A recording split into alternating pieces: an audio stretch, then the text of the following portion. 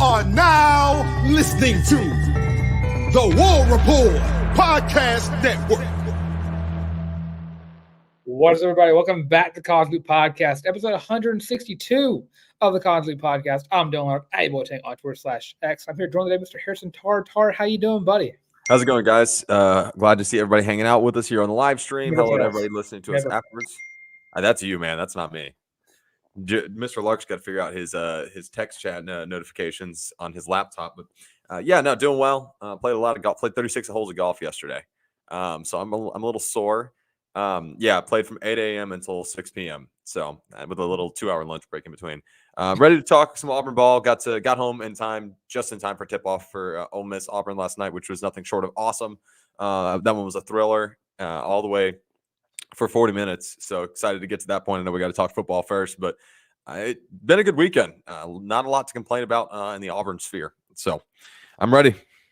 Yeah, well, before we get to the meat and potatoes of this show, we're going to knock it out with some basic news that has happened since the last time we saw each other. This morning, 2025 four-star safety Kendarius Riddick decommitted from Auburn and flipped his commitment to UCF. Auburn also had a target defensive back commit elsewhere, Naeem Offord. I think I'm pronouncing his first name right. Committed to Ohio State. They did not get the V from me. AJ, what's going on, man? What's up, Chris? And then last bit of news, recruiting news. And this one I'm going to talk about extensively because I like this prospect a lot. And let's see. Auburn has received a crystal ball for four-star offensive tackle Tavarius Dice, 6'4", 282-pound offensive tackle out of Langston Hughes in Fairburn, Georgia. Big news. Kendarius Riddick decommitting from Auburn, flipping to UCF. Not a shocker at all. I mean, you've got a big-time recruiter heading into the Malzahn camp and presumptively going to bring some guys with him. I imagine that's not going to be the only name we hear floating around for young men that'll join him in Orlando in the bounce house, Mickey Mouse world, if you will. But that wasn't too big of a surprise to me. And I mean, 25s are now on the clock, but this is just an early commitment to the Ohio State. I'll go ahead and give it to him, the Ohio State University. You're going to be, if you're competing against teams like that and you're remaining in kids' top fives, then you're actually back on the track that you want to be in. So Chris Causey said Gus still screwing things up for Auburn. I have a whole Gus Malzahn got done dirty by Auburn rant that we will address at a later date. It'll be a theoretical Thursday when that returns. I'm just gonna go ahead and put it out there, folks. I'm pro Gus Malzahn, and I think it was time to move on. But we said it before on the podcast. Like I'll say it a million times. Like 2020, if I got fired in the middle of a COVID year, I would fist fight somebody. I'm just saying. Like I'm just throwing hands. Like Gus, you're a better man than I. I would have taken the glasses off and been like, okay, we're about to throw hands. Didn't Missouri fire what's his name? I forgot Idar's right. Barry Odom. But they were perennially bad. That's different. Well, and also Vanderbilt fired Derek Mason. Once again, perennially bad. Getting fired in a COVID year when you're not like in the gutter, but it's bullshit. It's just my opinion. I think Auburn could have timed that either post 2019. Then again, you won the Iron Bowl, or let him have the keys in 2021. Regardless of what you guys say.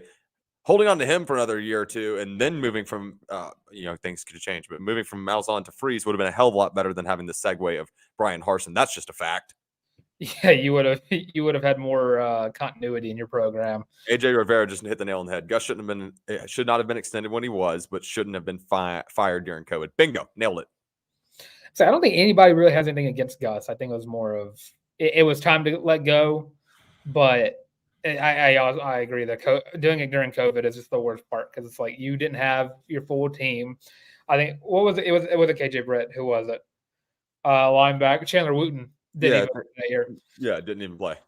So I completely agree that Chris Cosby says he has nothing against Gus, just don't want him getting him our recruits. Yeah, I know, I get it. It certainly helps him having a Big 12 program now. The big time help to UCF recruiting though. So, and I don't have nothing against a lot of coaches, but I also don't want them to take my recruits. Yeah, no, sure. I get that. I was just, I went on a little side tangent there. I'm very much pro Gus Malzahn, not pro Gus Malzahn at Auburn. But if Gus Malzahn and Christie had like a bad taste in their mouth about Auburn. I'm just saying I would understand it. Like I would also be pretty pissed. Well, if you want to talk about more Gus Malzahn stuff, we do have a Theoretical Thursday up. I don't know when we posted it, but there's a Theoretical Thursday up somewhere about what if Gus Malzahn stayed in 2021. But to talk about that crystal ball to Tavarius Dice, if Auburn were to get him, they are going to get a dog at the offensive tackle position. He's played mostly left tackle. He was the left tackle for one Aaron Noland, who was the Ohio State signee, who is now like the fifth string. Yeah, there you go.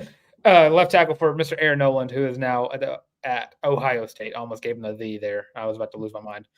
But what I've seen from the film from this kid, the first three highlights of him on his huddle were of him just pummeling people into the ground. And at 6'4", 280, I mean, that can't feel good being slammed to the ground by that guy.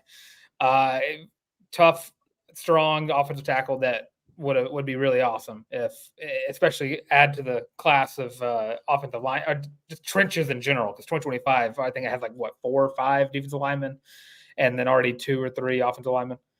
That is a class that is building in the trenches, because that is how you win football games, is from the trenches.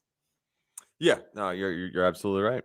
I'll let you. I'm sorry, I'm looking ahead at something that I jumped on this super late because I completely lost track of time this afternoon. I'm kind of looking forward to something we're about to talk about. I'm trying to, collect my armor and grab my ammunition so I'm not left completely in the dust. We go to the Senior Bowl. That was yesterday, and if you watch that and the Pro Bowls, you have an addiction that you need to go get help for. Yeah, they're 2 of the events of all time. The Senior Bowl is fun to go to in person. Yeah, it's fun to attend. My little sister goes to South Alabama. She's like, "Okay, I got you a ticket for $10." Like, if I go to the Senior Bowl, I'm not going to the fan. Yeah, right. 100%. I'm going on the field. Been there, done that, got the T-shirt. I thought it was interesting in your notes here, Dylan, that everybody not named DJ James impressed scouts, and I wish I could say I was surprised. DJ James' practice films never blown me away. Like, it's just his in-game film that's impressed me, if that makes any kind of sense. Like, yeah, it's weird that you have a guy who never performs well, or I don't want to say never, but doesn't really perform well on at practice, but does very well in the game. But watching some of his routes, I mean, he gave up a lot of yards. I think Ladd McConkey, who I don't want to say Ladd McConkey's bad, but I do not appreciate whenever Ladd McConkey looks good on Auburn defensive backs. But the other 3, Jalen Simpson made some great plays in coverage. There was one clip that went viral of him getting done dirty by Ladd McConkey, but he plays safety. You can't expect a safety to do well in those one-on-one drills like that. I know. I also know it hurts your feelings, but Ladd McConkey's a talented route runner, and yes. I know I'm glad he's not at Georgia anymore. Yeah, I can't stand watching him be good against guys wearing that AU on their helmet. Another guy who I heard did very well. He didn't really impress on the stat sheet at the Senior Bowl, but Marcus Harris made a difference. Got in people's faces a lot. I don't think really got a tackle or a sack, but definitely got some pressures. He also had an impressive Senior Bowl week. He did. Him and Nehemiah Pritchett both did. And Nehemiah Pritchett again. I think it was the Thursday they were recording who the fastest guys were. And I think Nehemiah Pritchett was number 5. Got up to 20 miles an hour during one of the practices. And he had some great PBUs during the Senior Bowl too, from what I've seen. I would not have believed that I would be talking about Nehemiah Pritchett being a potential cornerback 1 out of the 2 from Auburn. I definitely thought DJ James was probably the most pro ready, but as a prospect, Nehemiah Pritchett might surprise a lot of people and go before DJ James does, unless a combine or pro day goes differently. He looked good throughout the week in practice and in drills, and as you mentioned, just skill drills. He also apparently spoke very well in terms of self-presentation. A lot of people, I think, lose sight of the fact that the Senior Bowl and things of that nature, the Hawaii Bowl, whatever. There's 4 or 5 of them, but all of these are showcases for student athletes to kind of have a combine, if that makes sense. If you want to call it that. I mean, obviously all your schools are going to have pro days, things of that nature, but this is really when you're kind of getting in front of GMs, in front of scouts, and being able to present yourself and show how coachable you are, and what your athletic mindset is. That can boost your stock when your film is in a B+, B in that range, but you're your self-presentation and your work ethic is in that A plus range, guys are willing to take a little more of a chance on you and say this guy's coachable, got a lot of raw talent. And then you pair that with performing well in drills. I mean, I was proud of my boy Nehemiah this week. I was very, very proud of him. Yeah, I know your Nehemiah Pritchard is my Jalen Simpson. I was glad that he was not on the bad side of things what people were going through.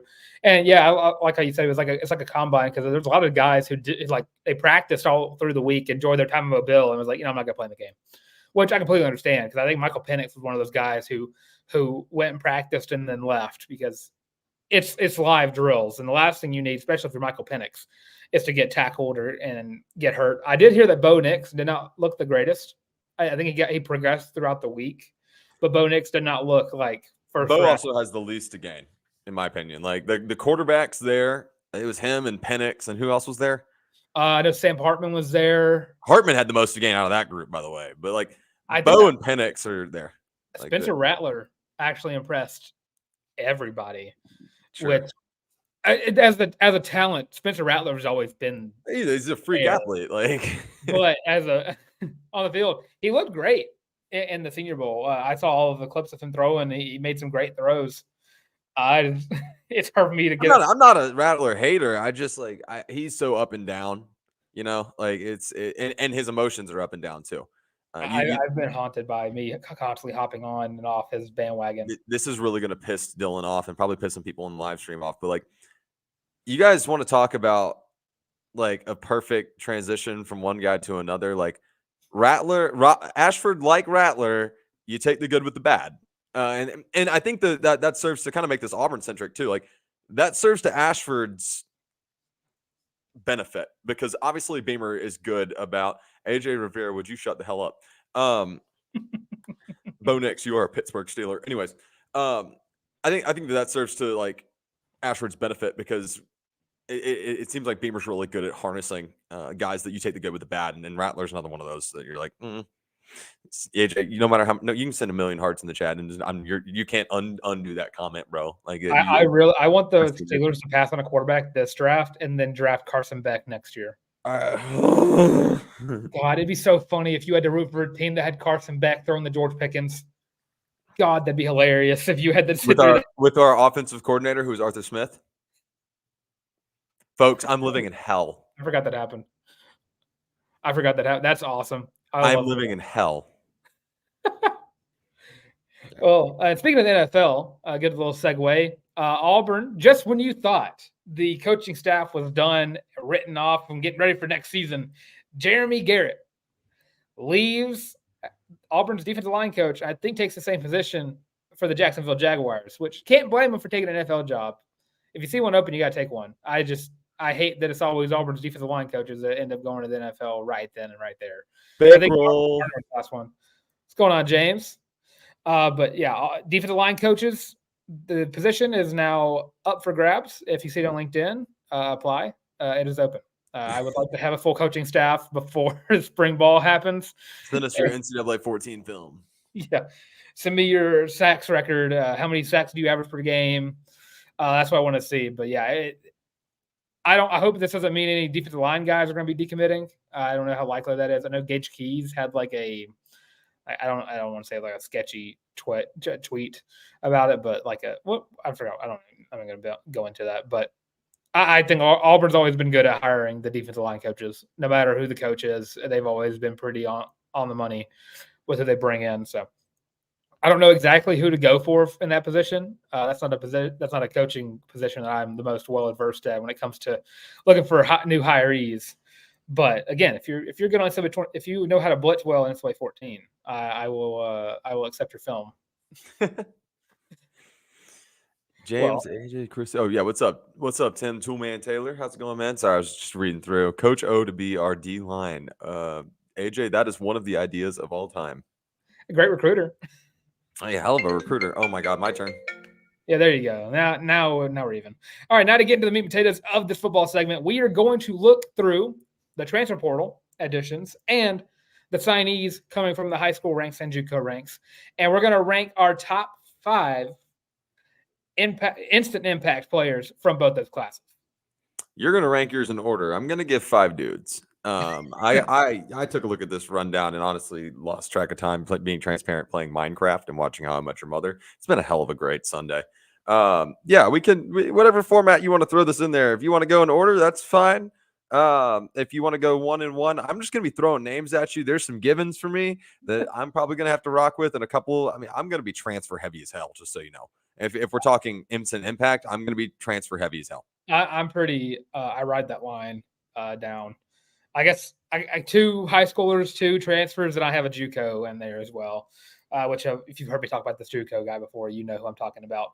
And Tim Tolman Taylor says he's working on his wife's car tonight, so he's gonna be in the background. So being productive while listening to the show. You call that multitasking. Oh, well, I'll start off my number 5, and I guess you're one of 5 on your list. My number 5 is DeMarcus Riddick. Is a guy that we've been so happy to see, a flip from Georgia, athletic dude. I would not be surprised this was on Tarr's list because of his comparisons to one Owen Papo that we have made several times on this show. Freak athlete who if I had to guess, would probably be in that rotation alongside Eugene Asante and Austin Keys right away. He impressed very much in the Music City Bowl practices. He was an early enrollee, ready to play. And I think he is going to be a guy we're going to see day one against Alabama A&M.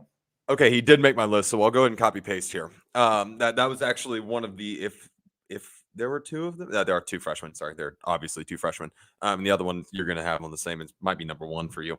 It is. Okay, then I'll save him for last. If he's a 99 overall and he plays wide receiver, then yeah, we can wait until the last one. I'm going to go with DeMarcus Riddick as well. Like you mentioned, just freak athleticism, and God, Auburn needs help in that linebacker room. Eugene cannot play every single snap. Well, he can, he has, but can't make every single play. It's physically impossible, statistically improbable, and damn near impossible statistically. So yeah, DeMarcus Riddick bringing in a great 6'2", 216 frame, put a couple pounds on him, put a couple of LBs on him, and putting him on a summer weightlifting regimen at the SEC level. This guy's going to be a freak, and we knew that beforehand. He's going to plug in quite nicely and fill some holes that Auburn desperately needs help with. And just to go to my number 4 spot, because he said a position that Auburn needs desperate help at. I'm going with offensive line here. I'm going with the Mississippi State transfer Percy Lewis, the 6'8", 300, I believe, 45-pounder. Yeah, 345, 6'8". Dude is a behemoth. He's had all SEC honors before. He's going to be playing, I believe, left or right tackle for the Tigers. I think he's playing right tackle, and they're going to move Dylan Wade into guard, which I think works out perfectly for Auburn's offensive line, giving some veteran help. He is just, a behemoth of a man who can make any block that needs to be made. He can run you down. He is going to be awesome next year. And I don't want to hype up another offensive lineman like I did last year and be wrong, but I'm going to hold to myself to Percy Lewis being awesome this year. Okay,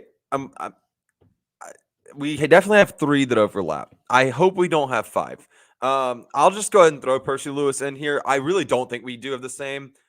I might have to text you while you're talking about your next piece, but just to make sure, because if so, I'll switch it up. But the big thing for me is SEC pass blocking experience.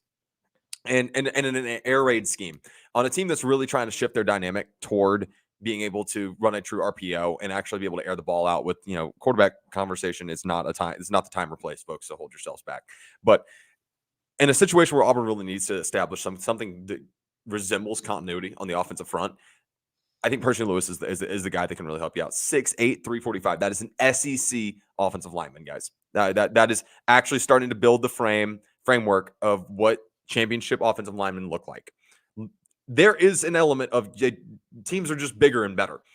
UGA and Alabama, UGA specifically, I mean, hell, that 2021 Georgia team, that is the biggest offensive line I've seen in person. And when I say the biggest, I'm not just being like, oh, they were huge. Like, they were massive.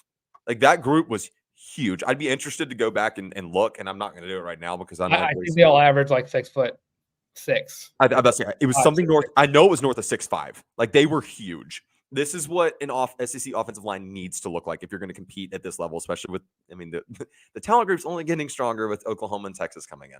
So, like, these lines are not getting any smaller, and you need guys with experience, especially at this level. That's why I think Percy Lewis can be such an instant impact on this offensive line and bring a level of a pedigree of competition that a lot of these newcomers have not seen yet, and be able to serve as a mentor for anyone transferring from outside of the conference or that's not played in the conference but a year, and which is most of them. So I'm with you there. Let's see. Did you text me your other two? I did not. I'm just gonna say it never fails. If you're playing college with bingo, you can hopefully you don't have to mark off the spot. Dylan and Tarr have the same list. Yeah, My number 3 is the JUCO guy, Laquan Robinson, and I see you don't have him on your list. So. I did, but I won't. I wasn't going to say him next, so I'll change. Okay, so Laquan Robinson, 6'2", safety out of the JUCO ranks. He's coming out of Holmes Community College. He can do anything on the field. This is an SEC caliber safety who I think is going to take the place of Zion Puckett. He can do exactly what Zion Puckett does, but I think he can do a little bit better. Maybe a lot of it better. He was watching the film of this kid. He can cover any route on the field. He can hit stick you like nobody's business. He is what he is going to be. I don't want to make too many broad and abrupt statements, but he looks like what a good version of Zion Puckett Spunk Monday would look like. Yeah, you're going in the right direction. I'm going to say another name kind of to a similar tune here in a minute. Not right this second. I'm actually going somewhere completely different, and I'm staying on the defensive side of the ball. I really like the upside of Trill Carter. Dylan, I'm really, really interested to see what he brings to the Auburn defensive front, and a front that needs help. This is going to be a common theme for the remainder of this year, folks. Hopefully we can stop saying this group has to have help right this moment, send up the SOS flare, but the defensive line certainly needs it. You need to be able to get guys and rotate guys in and bring in experience. For me, a lot of this is experience at call it the SEC level at this point, but at the P5 level, even if you didn't get a ton of PT, having that kind of framework coming out of high school, 6'2", 300, this guy is built to be an SEC defensive lineman.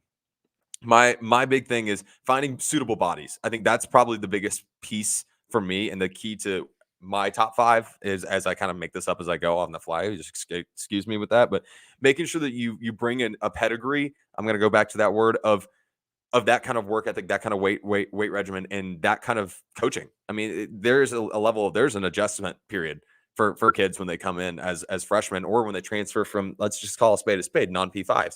It's different. The competition level is different. This is the toughest conference in the country. Don't let anybody tell you anything otherwise. Bringing in a guy that has just departed from a team that was in the Final Four this year, that was on a college football playoff team, and a team that probably could have snuck their way into the national championship game if a couple things would have gone differently against UW. This is a huge pickup in my book, Dylan, and a guy that's certainly going to get snaps in 2024. Lots of meaningful snaps. Yeah, and I'm going to keep the Texas route going to my number 2 guy, Jaron Thompson. Safety out of Texas. Auburn brought in 2 Texas guys from the transfer portal. Jaron Thompson, a guy who I think he adds in another some veteran leadership to this team that desperately needs it. Auburn's a very young team this year defensively, especially in that secondary. I think Auburn's starting corner this year is going to be Kyan Lee, who is a true sophomore. Who's going to be a legend. And Keontae Scott, I guess, too. I always forget that Keontae Scott has moved outside corner now. So Keontae Scott, veteran leadership, and then second guy, Kyan Lee. I think Jaron Thompson, I think I've heard it both ways. Either going to be playing safety or that star position.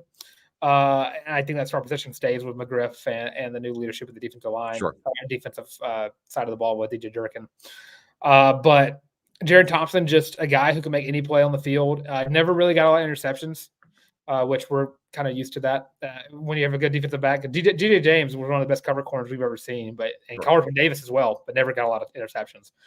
Definitely a guy who can make some disruptions in the backfield, and a guy who, if he starts at free safety where Jalen Simpson was, I think Auburn's going to skip a beat in the safety positions, and I think he even gets a little bit better with the addition of Laquan Robinson, my number 3 guy.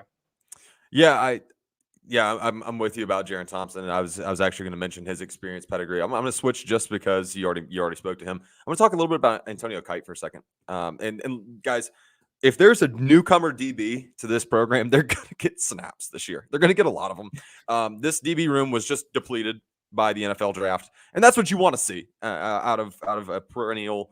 I guess you perennially want to see that the NFL comes in and cherry picks your DBs, because that means that you're really good in pass coverage. That's super, super important.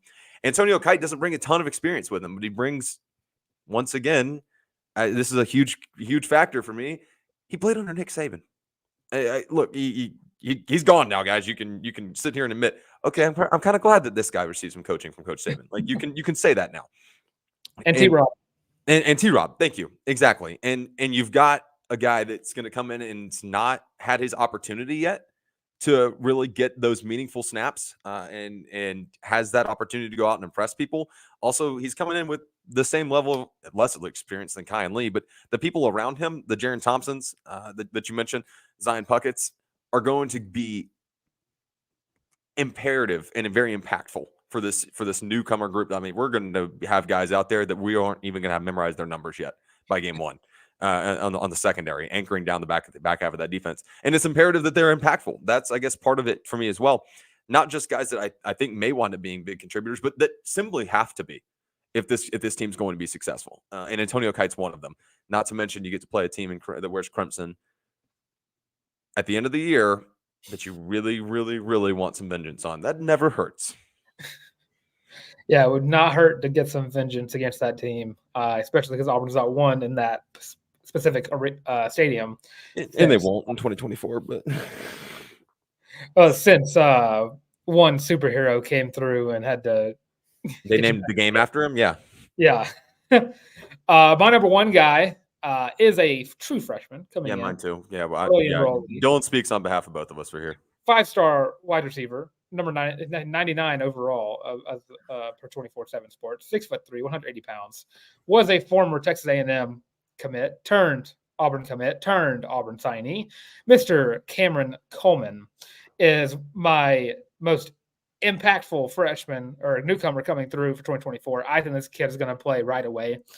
Looking at the wide receiver room, I definitely think he could be one of those two starting outside wide receivers. The issue is we don't know who's really going to play quarterback this year yet. We assume Peyton Thorne, and we will assume Not the Peyton time Thorne. or the place, Dylan. But Cam Coleman is just a playmaker on all sides of being a wide receiver. He is fast. He's a good route runner. He has great hands. He can jump to the moon. When you look at a wide receiver that you can build an offense around, Cam Coleman is that exact replica. That's the reason why he's rated the way he is and why every single team in the country would kill to have Cam Coleman. Yeah. You mentioned all the kid's got all the tools. And I'm going to leave that there, but I'm going to take a second here and Dylan talk about why it's important that Cam Coleman works out at Auburn, and Perry Thompson for that matter too. This entire group of receivers that's, the Freeze 3, right? The Freeze 5, Cam Coleman, Perry Thompson, Bryce Kane. Freeze 4. Bryce Kane. I'm trying to remember who. I hate that I'm not remembering it. Oh my God, he went to Booker T. Washington. Oh my God, I need help from the chat until I can find it. Oh, it's gonna bother me. Malcolm Simmons. I got to probably look it up. Malcolm Simmons. And of course, cannot forget Dylan Gentry. Okay, Freeze 5. Excuse me. I'm sorry. I think of the big three, and that being Perry Thompson, Cam Coleman, and Bryce Kane. That's where my head goes. But let me tell you why it's important that this group of freshmen wide receivers works out at Auburn. And it doesn't have to be all of them, but it needs to be the majority of them. You've got Julius Solomon. No, it's Malcolm Simmons. He went to Benjamin Russell. Not. Oh, that's a whole different. AJ Rivera said Dylan Gentry biggest impact, which is true. Sorry, Julius Solomon did not. He went to South Carolina. I was about to say. I think there's either a second in the chat I'm just lost on, which could be happening. Anyways, I'm gonna dial back. I know Julius. If you don't set the foundation right now, and you don't establish that Hugh Freeze is this wide receiver whisperer that you've seen in the past, circa a couple guys that are making big impacts in the NFL right now, you're gonna have to come up with a new sales pitch, and you need proof of concept at Auburn. You do. Because let's call a spade here, folks. Auburn is not exactly wide receiver U. There have been some really, really good guys come through Auburn. I mean, Darius Slayton's made a great career out of the NFL. It's not been anything spectacular, nothing Hall of Fame worthy, but he's been a solid guy and has made Daniel Jones look a hell of a lot better than he is. Which is the Hall of Fame resume enough. That's what you've got a really, really good point. But I mean, Seth Williams didn't pan out in the NFL the way he probably should have and got screwed by a number of factors, but neither here nor there. You've got to have proof of concept at Auburn. You've got your pedigree at Ole Miss, and the track record speaks for itself there, but you got to prove that you're still there. And if this group doesn't step up and do it with the amount of buzz, I mean, Auburn's never had a better incoming wide receiver class in my lifetime that I can recollect. In anyone's lifetime. Yeah, and that I can recollect. If you can prove that you can turn some of these guys into NFL prospects, life gets easier down the road. And if you're looking through the lens of Hugh Freeze is the answer at Auburn, you need to be thinking about these kind of things now. And that's one of those down the road should be like a 4 or 5 year turnaround where you're just telling guys, hey, look, we did it. We've done it more than once. Our resume speaks for itself. You're going to improve your skill set and you're going to go high in the draft here at Auburn. We're going to set you up for success. That's why this group's got to work. And that's why I'm with you that no one's more important than Cam Coleman in this group. That guy needs to go in the first round, first, second, third round in the NFL draft. I'm not joking. He needs to go in the first, second, or third round in the NFL draft. His comparison on 24/7 Sports is George Pickens. Cool. He needs to go in the first 3 rounds of the draft. I'm not even touching that with a 10-foot pole. I cannot stand George Pickens, but that's neither here nor there. Now feels like a great time to remind everybody, if you're hanging out with us here in the chat, make sure you like, subscribe, ring the bell right here on the YouTube channel for the College Loop podcast so you can stay up to date with everything going on right here with us and the War Report podcast family network, whatever you want to say. I like the word family. It's more endearing. Family, #family. And if you guys want to continue to support the podcast, if you're not listening on the YouTube stream, as you're listening to this one back, if you're on one of our streaming platforms, thank you guys so much for hanging out with us. I will not forget, Dylan. I'm getting there in a second. Thank you guys so much for hanging out with us. Make sure you give us 5 stars or a thumbs up, whatever the highest rating is on your streaming platform of choice. Share it with a friend. I'm doing this so you don't have to do this in post. You're welcome. And that way we can continue to grow the College Loop family. If you want to support the show in other ways, head over to thewarreport.com. Pick up your very own College Loop War Report Podcast Network co-branded Feelin' Loopy t-shirt. Only $25. Comes in 5 different colorways. Most comfortable shirt you'll ever own. Got mine hanging up. Just came out of the dryer this afternoon.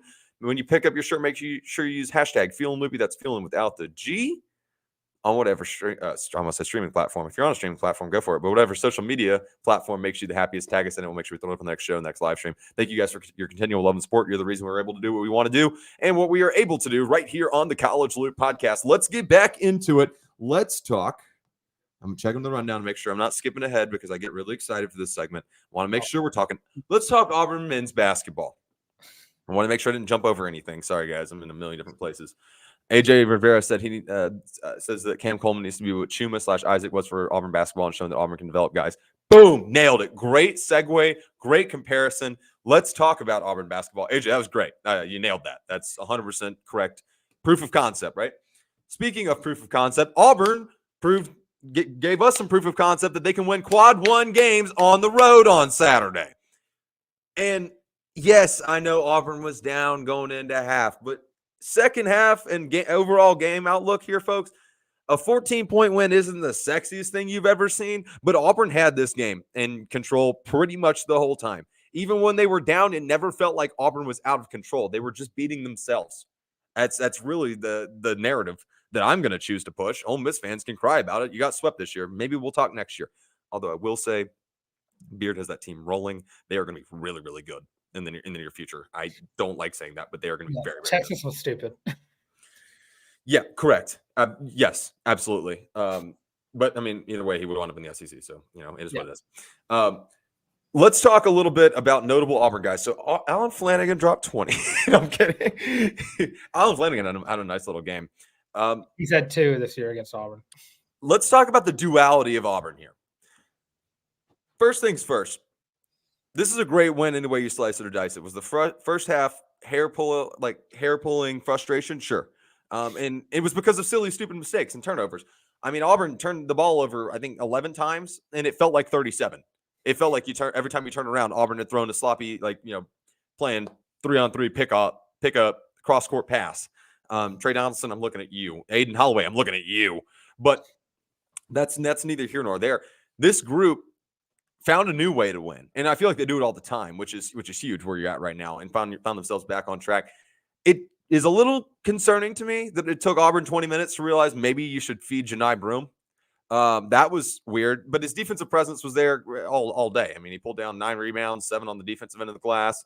I think he had 3 blocks. I mean, he played his best brand of ball. You just didn't feed him enough, but you didn't really have to because Jalen Williams looked like the Jalen Williams he can be when he wants to play basketball, which is a whole nother side tangent I'll go on some other time. I've got a theory that Jay Will picks the days that he does not want to play well, because when he decides he's going to, he plays lights out. When he doesn't really seem to care, he's just a non-factor. How about your boy, Dylan? How about your boy Chad Baker-Mazar? Dude, both those psychopath brothers, I love so much. Chad Baker comes off the bench, puts up a nice little 15 points, 9 rebounds, got 2 assists and a block for Mr. Chad Baker. I think he's one of those guys who got a technical foul. And can't forget Katie Johnson getting probably the best tech I've ever seen this season. Whenever I think last 40 seconds of the game, I've never been more okay with a technical foul in my life. Threw down that monster dunk, hung off of it, and then just screamed to the stands. I think that on that little quick side tangent, I would have been pissed at just about anybody else except for maybe CBM for something like that. I would have been annoyed because you don't need to add whiteboard material for anybody. But everybody already hates Katie Johnson unless you're an Auburn fan. Like he is the most. What'd you say? I don't know how you can. He's the same. You would know. You would if he played for anybody else, you would know and you would get it. I don't know. I love those psychotic players like that. Well, I mean, like to Katie Johnson's credit, like he's really good at harnessing the whole "I'm the villain" thing. It works for some people. A young man that wears number 11 for the Atlanta Hawks has harnessed it beautifully and made a great career out of it. I mean, like that is kind of the role that Katie Johnson played, but he played a great basketball game in large. His shot selection's getting better. He's moving the ball. The one more passes are a thing of beauty. Auburn had a handful of possessions in the second half, which the first half we can all kind of collaboratively pretend didn't happen, but we can't do that actually. But there is a true art in Auburn understanding the one more pass and having the self-awareness that I have a good look, but if I skip one more pass, they have a great look. And the shot selection is evident. I mean, Auburn was 7 of 19. Let's see, 12 of 27. Sorry, 12 of 27 from deep and hit 44. That's 44.4%. Folks, that is nutty. Auburn shot the ball atypically well on compared to what they usually do on the road. And from the field, what were they? A collaborative 54-7. That gets the job done damn near every time, especially in the second half when you shot 73%. I mean, the basket was the size of an ocean. Like it really, really is unbelievable. AJ Rivera brought up a great point. Does CBM start Wednesday? In parentheses, I think he should. Chris Moore shouldn't start. I don't even think I need to explain that, guys. This is kind of, but like it's part of trusting the process. There's still some times right now where like there'll be a group on the floor and I'm like, who the hell's supposed to score? Like who? And then some other times like who's supposed to play defense? I'm a little lost. Like, but yeah, I'm with you there, AJ. I do think CBM sooner than later will get that starting nod. He plays the minutes regardless. Yeah, he's going to play the minutes regardless, but he probably should start against Alabama. Then again, if you don't let him start, there is this like intangible element that he's less likely to get teed up in the first half because it is really chippy when you walk out on the floor. And like Chris Moore is odd. He's a weird phenomenon, isn't he? Sometimes you look and you're like, man, I'm really glad Simo's on the floor. He's a hustle guy. He's good at getting boards. He's good on defense. I don't want him to shoot ever from anywhere at all. Matter of fact, I don't even want him to touch the ball on offense, which is your inherent problem. But he played fine. He played fine on Saturday afternoon. I mean, he had his 1-3 that you get every 6 games from Chris Moore. It was electric. It was from the corner, as it always is, in the same corner, right corner, as it always is for Chris Moore. But I'm with AJ there. Starting CBM would be my call. I'm not Bruce Pearl, and he's never asked for my input. I think Auburn's best 5 for that game would probably be Trey, Denver, Jalen, CBM, and then Janai, and that's your best scoring 5 as well as your most balanced 5. Also, like Denver Jones is awesome. Like we already knew this, but oh my, I want him to shoot more. I love him. What was he? He was only 2 of 5 from 3-point land. It felt like he was 7 of 7. Like that Vanderbilt game lit a spark in him. You know how we always talk about guys put up like here's a great example. Jay Will put up a quiet 16. He had a couple of emphatic dunks, right? But like a quiet 16 where he didn't feel like he was dominating the game, but he led Auburn in scoring. Denver Jones put up the loudest 11 points I've ever seen. I think we can start saying things like that, right? Like that's a loud 11 points. I think we can. Denver Jones has been one of those guys who it took him a while to kind of really get into like a groove offensively. But or just get touches. Like, yeah, again, Aiden Holloway. I cannot wait to see how he develops into a player throughout his career, probably his 2-year career.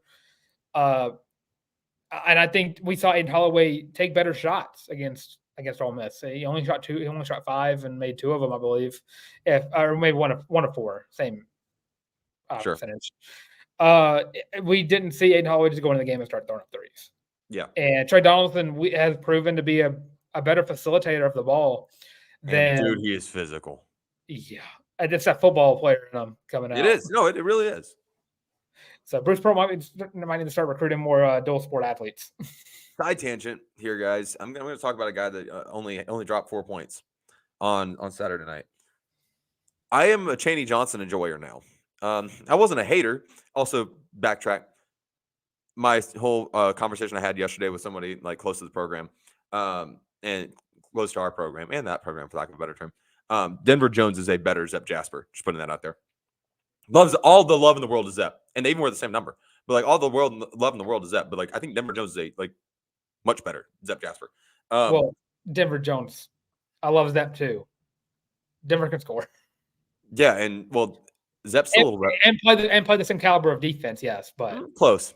Zep was really good on the defensive end of the ball. Zep could hold you to 3 points, but scored 1.5. Correct. I don't know how to do it, but he would find a way. He would find a way. Back to my previous point, Chaney Johnson's becoming very valuable on this team, guys. I understand that he does not put up the sexiest stat lines, and he won't. I don't think he will. But yeah, AJ Rivera said Chaney wins award for most improved throughout the season. Yeah, and to your point, AJ, like I said, it's not the sexiest stat line you've ever seen, but people don't want to run at him. They don't want to come get the ball downhill, and they don't want to let him get the ball downhill. I think Chaney Johnson we're gonna get a game, and it may be in March, where Chaney Johnson just goes ape shit, like just absolutely off the chain, literally, metaphorically. And there's your good pun, but this young man has added another layer of just problems you have to deal with at forward. We used to talk about how Janai Broome would come out of the game and you have to deal with Dylan Cardwell. Well, Dylan Cardwell's not been great as of late. He was fine on Saturday. He did what you needed him to do. Defensively, he's been very good. Correct. It's offensive side of the ball and the fouls that he kind of flipped off a little bit. Correct. But now we're talking about, you've got Jay Will playing that kind of true 3-4 kind of hybrid position. And then you've got Chad Baker-Mazara, who's kind of a guard, but also like way better at the forward. And then you bring Chaney Johnson into the mix. And like, how the hell do you deal with this group? How do you game plan? Because they're all so different, but they all bring something very, very important and kind of have like a 3-person Venn diagram. Like there's some shared traits, but also like they all present their own unique challenges. And you typically don't have 3 forwards that can cover those 3 skill sets. I think he's tremendously valuable. And yesterday was a textbook example, Dylan, of what this, I said Dylan, I'm sorry. Dylan, of what this team really can be when they balance out minutes. I was also thrilled to see Lior Berman only get 3. I know everybody loves him. It's time to start reeling those in. Like it was actually time to start reeling those in about 40 games ago. Yeah, I'd probably say the Bama game. Yeah, he was awesome against Flannan in the Ole Miss game. Yeah, but then you put him on Mark Sears, and I don't even want to talk about that. What are you doing? I will say, shout out Auburn in that first half, though. The one good thing they did was give me a reason to build this Lego Nissan Skyline. Is that the one from Fast and Furious? Yeah, it is. Paul Walker's? Yep. That's sick. I was able to build that during the game because I was like, I can't watch this. I can't watch Paul Walker, bro. Yeah, rest in peace. But that was like the highlight of my first half. But I agree. I love Lior Berman. I love him to death. It's about time. Man. He's an Auburn man through and through. Him and Chris Moore both. It's about time that those two probably start averaging about 3 to 4 minutes a game. James Burnett said, fellas, don't forget BP has the guys sold on their roles in this team. I think that's why you see scoring for individual players at certain times. Yeah, no, absolutely. Yeah. And it was actually a good point made on the broadcast yesterday is that Bruce is open and honest with his guys and saying, I'm going to play a boatload of dudes. I think our only complaint, if there's such a thing right now, James, is that it is time to tell a couple of those guys, look, you're not going to be in the 15-plus minute range. You really aren't going to be close. So you just need to go and embrace that role and know that the only time you're going to get minutes like that is when guys get into foul trouble. That's where I'm at. AJ said CBM is a big reason why the bench is 5 is one of the most efficient in the nation. Yeah, sort of. I think Dylan Cardwell played very well for those rankings, and KD Johnson also comes in, offers another level. It's more than just CBM, but CBM definitely should be in like the starting 5. Sure. Starting Wednesday. Sure. As we look forward, this Wednesday is the biggest one to this point this year. And they only get bigger. This schedule went from like not something I was concerned about to something I'm very concerned about in a heartbeat. Because you get Alabama, and we'll do a whole preview show on Wednesday about Auburn's chances. And I think Auburn's going to beat the brakes off this Alabama team on Wednesday. I think that if they can kind of piece together what the things that they've done correctly over the past couple games, I think they're in good shape, especially being on home court. Then you got to travel to Gainesville. That Florida team is weird as hell. I don't get it. I don't really know that Todd Golden gets it. That team is weird. South Carolina's for real. They are a real team that has a real shot at winning the SEC regular season, and will probably wind up with a first not playing until Friday in the SEC tournament. Who saw that coming? Not me. Kentucky is Kentucky. That's going to be a tough one, and they played Tennessee like hell yesterday. Then you get Georgia and Athens. I mean, give me a break, man. Like Tennessee and Knoxville. Mississippi State's coming back to Auburn, but that's a team you've already lost to once this year, and they've been playing pretty good basketball. They're going to make the tournament. Then you get Missouri. I feel good about that one. And then you got to try. You get to wrap up your season at home, but you got to play Georgia again, and that Georgia team is not horrid for no reason. I don't really get it particularly. They got a couple guys that can shoot from absurd range, and they kind of live and die by that 3-ball, but. This schedule scares the hell out of me. There's another loss or two sitting in there. I mean, there's 3 super losable games. Kentucky's in Neville, right?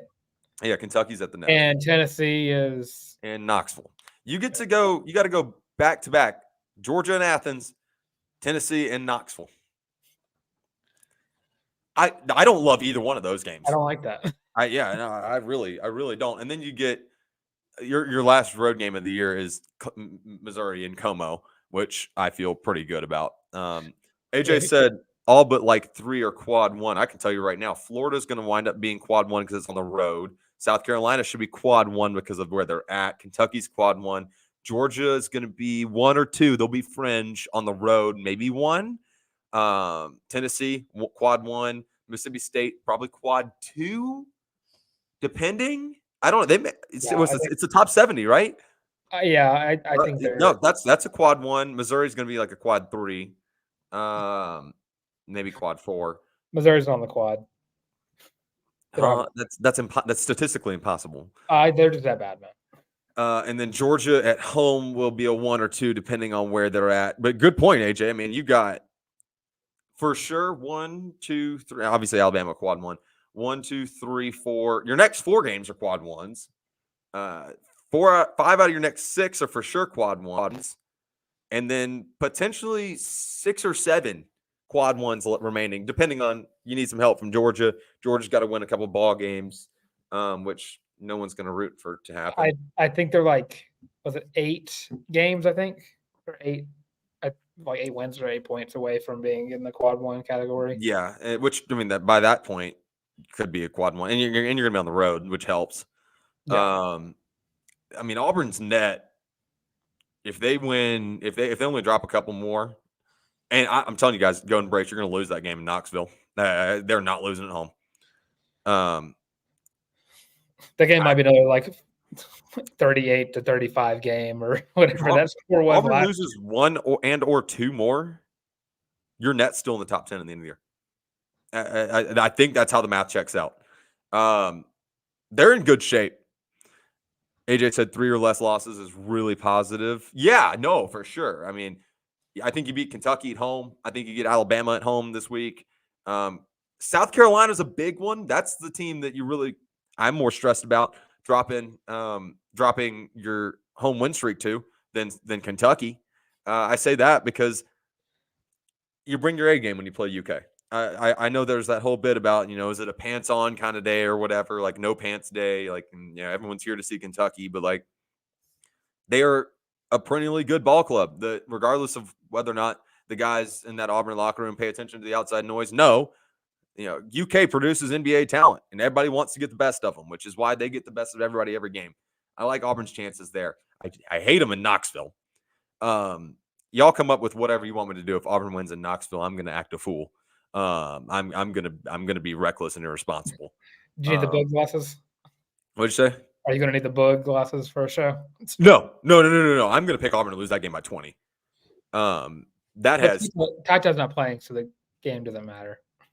In Knoxville? And Kentucky. That's what I was referring. I forgot. It's not. Well, it's not at Kentucky. It's at home. I know, but Ty isn't playing, so the game doesn't matter regardless. You're right. That's okay. AJ just said for you to shave your hair if they beat Tennessee in Knoxville. Okay, there might be a line there because like Auburn. I'm gonna cut the film of me saying that, you just saying okay, and then no, we're not. I don't think I'm gonna do that. I will act a fool. I don't think about shaving my head.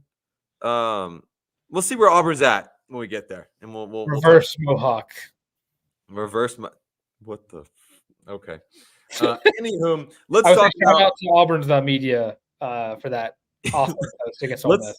Let's flip over to the women's side of the ball and talk a little bit about Auburn's loss to South Carolina at home in front of a good crowd at Neville Arena, 54-76. Guys, James pointed out that Tennessee already lost at home. Yes, no, I should have phrased that better. They're not losing at home again. James, I'm not hating, but that team is really, really good, and they're not peaking yet, but they're close. State, right?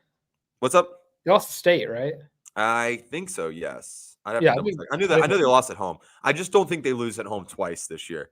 Unfortunately, Rick Barnes' team is really good, and I'm perpetually scared. And also, drop in the chat if you've ever been to an Auburn basketball game at Knoxville, and tell me if you had a good time. I challenge you.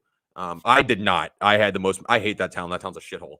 And if you're a Tennessee fan watching this, your town is a scum dumpster. So that's really just how I feel about it. But it is one of the better environments of college basketball. Like it is a phenomenal environment for college basketball. That's why I hated it. Is my team played so poorly that I was not having a good time, and the fans are horrid. For whatever reason, I can't. Is that Ukrainian dude still there? I can't remember his name. Yes. Shoot, he's like 57 years old. And he's dirty as crap. And playing wise, he just sucks. Yeah, you're right. I'm gonna let you go. I don't even want to look up his name. I don't even care. I don't want to know his name. I'll know it when we play Tennessee. So Auburn lost in women's basketball to South Carolina, number one team in the country, 76-54 earlier this week. Scott Grayson put up 31 points, and what was a pretty good showing for Coach J and Co. Held South Carolina to their lowest point total in a half this season to only 27 points. This is not a game we expected to win. It is a game that probably went the exact way it finished the exact way it should have. Auburn lost by 22 points to the best team that this team is. You were thinking of Uros Plavsic, and he is in the league now. He's from Serbia. In the league? He's in the league. G League. Okay. More reason. I assumed when you said league, I thought you meant the NBA. I was like, no, the shot he is. I don't believe you. Dude was missing layups. I was trying to figure out who you were talking about for a second there. I didn't know if you were getting Kai Ziegler's name mixed up because he's from Long Island and he's like 1,000,000 years old. No, it was somehow he's a junior, by the way. It was all Plesvik. I hate that dude. Which I call BS on Ziegler only being a junior. And they've got Dalton Connect, who's going to go in the first round of the NBA draft. Anyways, on to women's basketball. Yeah, again, Scott Grayson put up 31 points against South Carolina. They're currently in a close contest with Arkansas right now. That game probably going to end either during the show or shortly after. There's minute 24 left. Game is tied 67-67. That game against South Carolina, this team showed out. I don't think this is a bad loss whatsoever. This is a quad one loss. I've ever seen a quad one loss before. Auburn and Coach Shea coming off of back-to-back wins, I believe. they are just rolling. You just having to play the best team in women's basketball. Yeah, I mean, in Arkansas, not a team to sneeze at either. Which update? Arkansas 68, Auburn 67. Yeah, I just made a free throw. We'll keep an eye on that one. That game looking like it's going Connor Scott. Words are hard. Connor Scott Grayson putting up 24 points. No, I just kind of flubbed my entire brain for a second. Scott Grayson already has 24 points. Taylor Collins got 12. Sunbay's got 10. That's all of the Auburn players in double figures. After that, Sydney Shaw with 7. And Auburn's currently have given up 31 points to Talia Scott of Arkansas. So that game is going to go down to the wire. And we'll let y'all know if that one ends before this one wraps up, which it probably will. 56 seconds. Big thing for me, by the way, just kind of touching base really quickly. This is the last thing I want to say about Auburn women's basketball versus number 1 South Carolina. First off, South Carolina is winning the national championship this year. That's just going to happen. Go ahead and wrap your brain around it. But guys, like, it was not that long ago that we were sitting here going, well, maybe Auburn won't lose by 40 to a team like South Carolina or LSU. Like, this is closing the gap. This is what closing the gap looks like. 22-point losses don't feel good to anybody, but that comes after an absolute – you handed Georgia an ass whooping the game before. And let's not forget, like, breaking that streak against Alabama. Probably should have won that game against Vanderbilt, a upset win over LSU. I mean, this group and your losses are close with the exception of – let's not talk about Texas A&M. Everything else pretty close. Your schedule is favorable coming down the stretch. I mean, you get Missouri, Kentucky, Alabama, and LSU again, A&M, Mississippi State, Florida. You're actually going to wind up in the middle of the pack of the SEC, in my opinion. Auburn's not losing to A&M again. I don't think so. I know that tells a little bit different tale where A&M came in, Auburn went to A&M and they kind of just handed it to them. Auburn was not put together then. Didn't know what their rotation was going to look like in SEC play, and they've reached that point now. Let's see here. I just got an update on women's basketball. Appears Auburn is down by 3, 72-69. Arkansas up with less than a minute to go, 37 seconds remaining in the fourth. So it looks like Auburn may not be able to pull that one out. But there's plenty of opportunities for wins coming down the road. Probably not going to win in Baton Rouge, but I don't see another game you can't compete in, Dylan. Like you're not going to get LSU twice in a year. That's just not going to happen.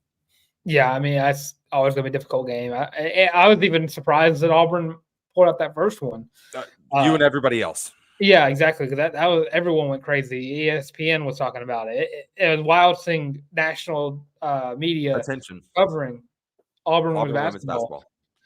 And just the love that they've been getting from the students and the fans and the media in general. Women's sports, it's games like that are good for that. And it's definitely a sport that needs more light shine on it. I stand by. If Auburn had 6,000 people in the stands against South Carolina, Auburn would have won that game. I stand by it.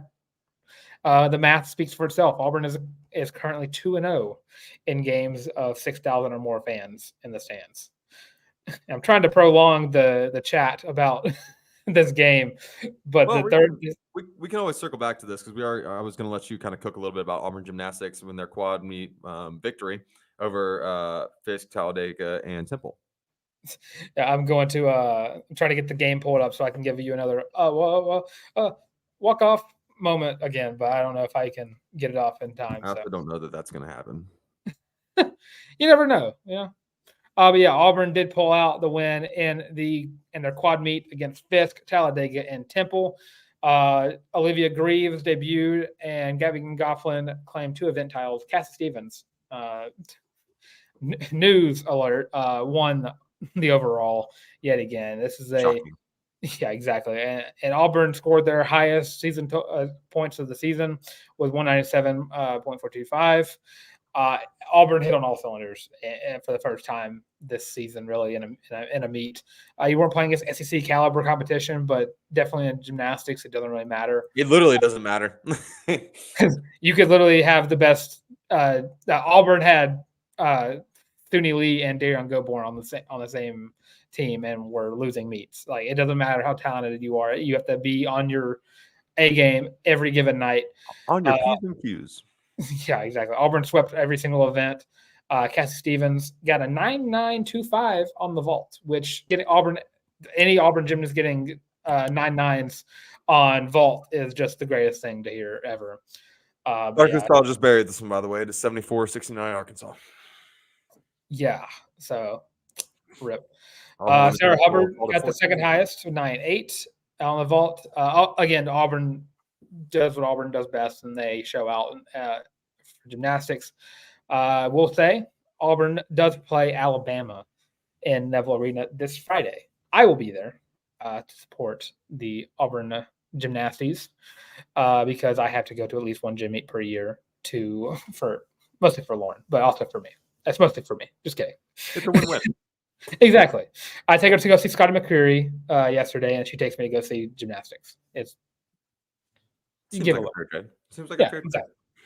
Make sure to tune in. That one should be on SEC Network on Friday, correct? SEC Network or ESPN.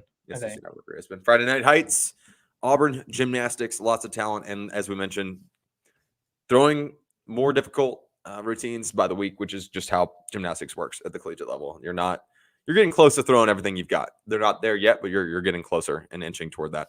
That is all we've got for the College League podcast. This one's not final yet, but it does appear as though Arkansas is going to win over Auburn women's basketball. What's up?